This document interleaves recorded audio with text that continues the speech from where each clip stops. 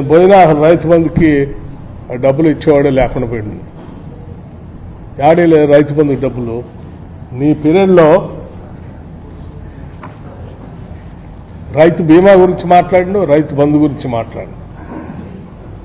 నువ్వు ప్రజలకి అసలు ఎప్పుడైనా నీ దగ్గర అసలు ఫైనాన్షియల్ డిసిప్లిన్ ఎప్పుడైనా ఉందా మీ దగ్గర? చెప్పింది ఎప్పుడైనా చేసావాను? నేను అడుగుతున్నాను, నేనే నిలబెడతా వెళ్ళని రణరంగం చేస్తాం, తారదీస్తాం అంటున్నావు. ఏంటి రణరంగం చేసేది? నువ్వు 3 ఎకరాల భూమి ఇస్తా అన్నావు, ఇంటికో ఉద్యోగం ఇస్తా అన్నావు, డబల్ బెడ్రూమ్ ఇల్లు కట్టిస్తా అన్నావు. ప్రతి మండలంలో 3 తగ్గకుండా ఎల్కేజీ టు పీజీ వరకు అద్భుతమైన రెసిడెన్షియల్ స్కూల్స్ కట్టిస్తా, గర్ల్స్కి బాయ్స్కి సపరేట్ స్విమ్మింగ్ పూల్స్ కూడా పెట్టిస్తా అన్నావు.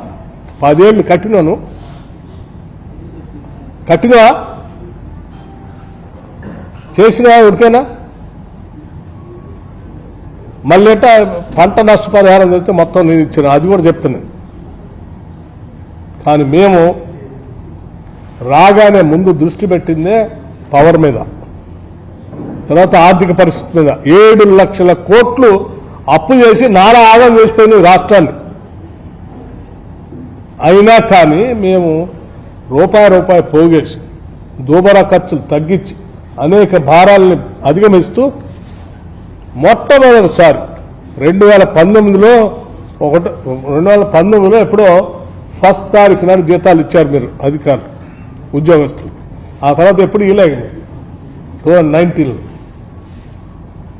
దాన్ని ట్రాక్ తీసుకొని వచ్చి మేము మార్చి 1st నాడు మొట్టమొదటిసారి 1st తారీఖు రోజు అందరూ జీతాలు ఇచ్చాం.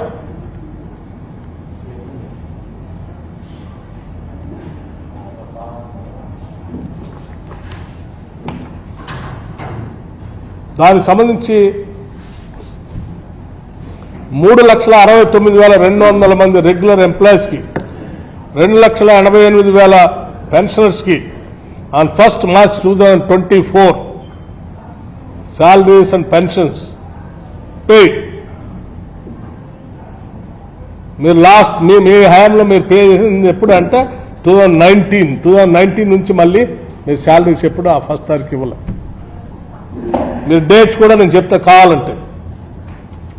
ఏప్రిల్ 2023 11th ఏప్రిల్కి ఎప్పుడో ఇచ్చారు, 23-24 12th ఏప్రిల్కి ఇచ్చారు, మే 11th మేకి ఇచ్చారు, 2023-24 10th మేకి ఇచ్చారు. ఇలా మీకు డిసెంబర్లో అయితే 2020 నవంబర్ 13th ఇచ్చారు, 22-23 డిసెంబర్లో అయితే 13వ తారీఖు ఇచ్చారు. 2023-24 ఇలా చెప్పుకుంటూ పోతే ఈ లెక్కలు చూసుకుంటూ వస్తే లాస్ట్లో 13th మార్చ్ నాడు మీరు 2022-23 13th మార్చికి ఇస్తే 2023-24 మార్చిలో మేము 1స్ట్కి ఇచ్చారు జీతాలు. What the financial discipline. పోనీ ఇచ్చి మిగతా కట్ చేశామా? లేదే.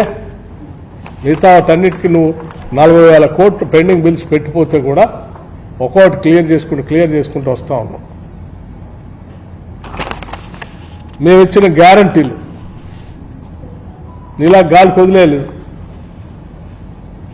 500కే గ్యాస్ సిలిండర్ ఇస్తామంటే ఇచ్చా మార్చి. 200 యూనిట్ లోపల ఉచిత కరెంటు అంటే ఎస్, మార్చి 1st నాడు నుంచి మేము 0 బిల్లు ఇస్తున్నాం.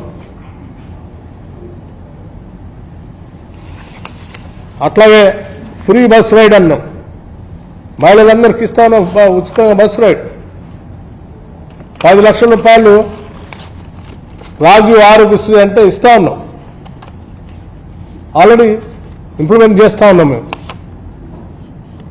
ఇవి కాకుండా ఇంకా అదనంగా కూడా 10 ఏళ్ళు మీరు రాష్ట్రంలో సగ జనాభా ఉన్నటువంటి మహిళల్ని గాలికి వదిలేస్తే ఐకేపీ ఇందిరా క్రాంతి పథకం కింద ఆనాటి ఉమ్మడి రాష్ట్రంలో వాళ్ళందరికీ వడ్డీ లేని రుణాలు ఇచ్చేవాడు. 10 ఏళ్ళు మీరు ఇయ్యలే. మేము ఈ 3 నెలల్లోనే ఆలోచన చేశారే, మనం అందరం మహిళలందరం మహాలక్ష్మిలో చూద్దాం, వీళ్ళకి వడ్డీ లేని రుణాలు ఇవ్వాలని చెప్పి టార్గెట్ పెట్టుకున్నాం. ఈ 5 సంవత్సరాల్లో 1,00,000 కోట్లు 1,00,000 కోట్లు వడ్డీ లేని రుణాలని మహిళా సంఘాలకు ఇవ్వాలని చెప్పి టార్గెట్ పెట్టుకుని చేసిన మొదట 3 నెలలకు సంబంధించిన వడ్డీని హైదరాబాద్లో భారీ బహిరంగ సభ ఏర్పాటు చేసి మహిళలకి చెక్ కూడా అందించాం.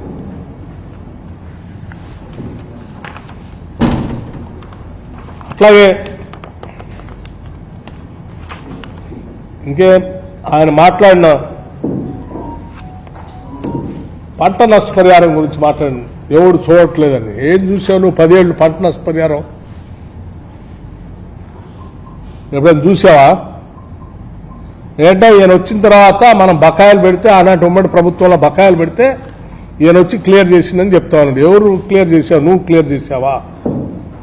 ఉమ్మడి రాష్ట్రంలో ఆనాటి కాంగ్రెస్ ప్రభుత్వం ఉన్నప్పుడు ఎవ్రీ టైం ఎప్పుడు పంట నష్టం జరిగినా ఎన్యూమినేట్ చేసి లెక్కేసి డబ్బులు కట్టించి ఇచ్చేవాడు.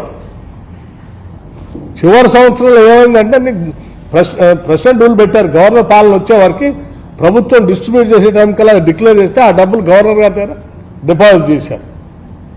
కొత్త ప్రభుత్వం వచ్చిన తర్వాత ఇస్తారు లేదా ఆయన దగ్గర పోయి ప్రభుత్వం వచ్చిన తర్వాత ఇచ్చాను.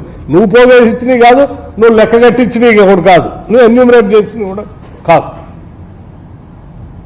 మళ్ళీ 10 ఏళ్ళు ఏమైనా చేసినట్టు చేయలేదు. లాస్ట్లో ఎన్నికల ముందు అది కూడా నా నియోజకవర్గంలోనే మధుర శాసనసభ నియోజకవర్గంలో బోనకల్లు మండలానికి హెలికాప్టర్లో దిగి జొన్నసేను చూసి ఎకరానికి 10,000 ఇస్తా అని చెప్పి ఇప్పుడే రిలీజ్ చేస్తానని చెప్పి అవి కూడా డబ్బులు ఇవ్వకుండా కొడుతుంది.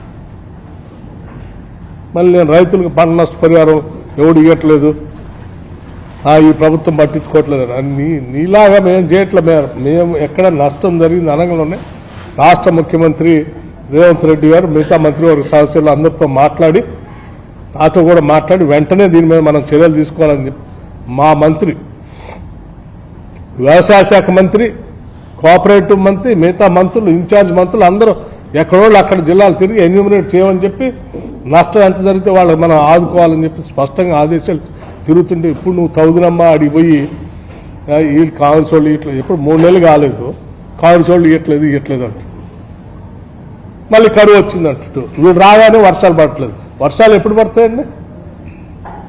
వర్షాలు పడేది జూన్ మాసంలో ఋతుపవనాలు వస్తాయి. జూన్ మాసంలో కదా పడేది.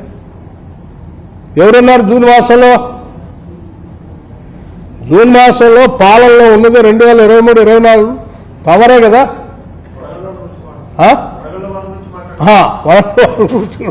మీరే కదా. గత సంవత్సరం ఇప్పుడు మనం ఎన్నికలు జరిగింది చలికాలంలో జరిగింది. వానాకాలంలో మీరే ఉన్నారు అధికారంలో.